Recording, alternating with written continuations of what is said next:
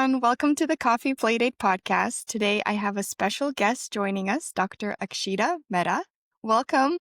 Thank you. Thank you so much for having me. I'm so excited to be here. We're going to play a little game to get started. These will be rapid fire questions. So just go with your first instinct. Which one of these do you like? Running or hiking? Hiking. How about whole wheat bread or whole grain bread? Wheat bread. Strawberries or blueberries? Strawberries. Books or movies? Books. Perfect. Now, the next game, we're going to take a sip from our coffee. So I'm going to ask you a question. You tell me your answer, and I'm going to say my answer at the same time. Ready? Go.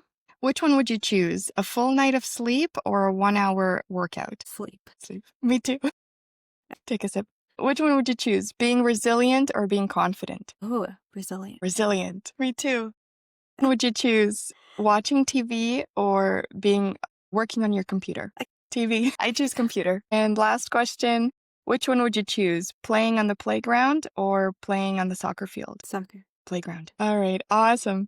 Now, since we are coffee lovers on this podcast, I want to know, how do you like your coffee? I mostly drink lattes. I kind of flip back and forth between a latte or black coffee. Fun fact, so I just learned recently that coffee was traded like a stock on the commodities market, and the price swings depending on climate, like pretty significantly, which is super interesting and kind of crazy. Oh, wow. So, Akshita, tell us a little bit about yourself. So I am a neuroradiologist, and after years of practicing and kind of looking at chronic disease, I started creating a docu-series about food. So I'm taking a closer look at different ingredients, eating things like their growing practices, processing, storing, all of that, and educating people about how to find quality food products to mitigate some chronic inflammation, which has been super rewarding. So the goal is to help people feel better now and hopefully mitigate disease over time. And I'm also a mom of 2 toddlers. I'm a wife. I like to work out, which ends up being 99% of my time, just those couple things. And then, fun fact, I have a friend who I do these annual challenges with, and we ran a half marathon this year. Wow, that's amazing. You're doing a lot of very adventurous things. It was a good way to do things that we really want to do and like accomplish some goals that we otherwise were never going to get to. It's incredible. Amazing. Now, with your company, the Lifestyle Toolkit, what kind of challenges have you been facing so far? Yeah, I think there was a big challenge, I think, even in kind of just starting it. The challenge kind of came from wanting to do something bigger. So kind of going through training, both in med school, but then even radiology specific training. I think I loved it. I love medicine. I love the impact of patient care. But I think there was always just this feeling that I wanted to do something a little bit differently, that I wanted to get on more of the prevention side of a lot of the same things that we kind of see in and out of the hospital every day. What we learn in medicine is evidence-based medicine. So it becomes challenging. It's challenging to say that one thing like sleep or exercise or food or anything like that can be really specifically pinpointed, because in reality, all of those things work together. And then so I did the lifestyle medicine boards like 2 years ago now, or maybe it was last year. Time flies. But I didn't really know exactly what I wanted to do with it, and started looking into food, and I just thought there's got to be a better way. There's got to be something that we can learn more about food and how it's impacting the body, and find ways to decrease the amount of inflammation. And I think the answer for me that I found so far is just learning about where food comes from. So it's been a huge shift. I'm spending a lot of time hanging out with farmers and people in the food production industry. But yeah, there's so much that goes into processing and transporting and storage.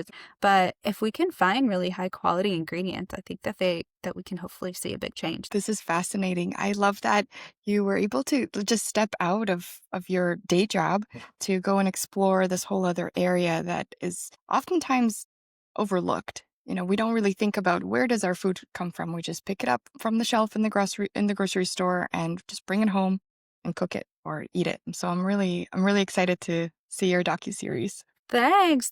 Yeah, I think there's hopefully a big impact that we can see there, and just learning how nutritionally distinct 2 products are. And that's, I think, was probably the turning point for me. I think in theory, a lot of things sound great, but I'm such a data person. There are companies that are doing like detailed lab analysis on their products, and there is a company that's specifically looking at agricultural practices and how that translates into the final nutritional quality of the food. And so we're showing that things like 2 chicken products on a grocery store shelf can be really actually vastly different products. So helping people kind of navigate that and make a better choice, I think, is going to be really fun. And what kind of mindset shift did you need to have as you were building your docuseries or Yeah, I think the biggest mindset shift, or at least one that comes to mind, is just rewriting the narrative. It's really easy, especially in medicine, and with a lot of our training to just sort of run through the hoops and kind of go with the flow of the day, but just feeling like there was something missing. And so I guess I was like, well, I could just sit here and talk about chronic disease for the next, probably 40 years of my life and say the same things over and over again. And I think that's been a true part of different aspects of my life, even when it comes to kids. There was so much, I think, emotional burden when I had kids, feeling like I'm not spending as much time with them. But then again, rewriting that narrative. Yes, exactly. You found your passion, you followed your heart, and now you're doing these amazing things. I'm so proud of you. No, I'm so excited. I think you're doing super, super similar things. And yeah, you really do find the reward. I spend like 6 hours a day now with my kids, and I am, I think, much more efficient as a neuroradiologist, but I think I'm just a better doctor because of that. Amazing. And is there a piece of advice that you would give a fellow physician who is also thinking about maybe following their passion? Yeah, I think a good piece of advice might be to fail, and to fail fast, and to fail smart. And the reason I say that is because physicians are really great at striving for perfection. Outside of medicine, that perfectionism really slows us down and stops us from trying. And so, what I tell someone who's just getting started is start before you feel ready, whatever that is. If that's starting a business, if that's real estate, which is a lot of ways that physicians kind of venture outside of medicine into something different. It's really hard to find a good cash flowing property or a perfect property in your mind or business if you've never acted before, if you've never had one before. So even a small failure, a lower cash flow, more vacant days, something like that, it's going to teach you lessons that will carry you forward. So do your homework. Let mistakes come from trying, but not from carelessness. Don't tie up resources that you need for daily life or for emergencies, and let your investing money be separate from your safety net. Accept that everything has risk and sacrifice, but we can't gain and we can't grow if we don't risk.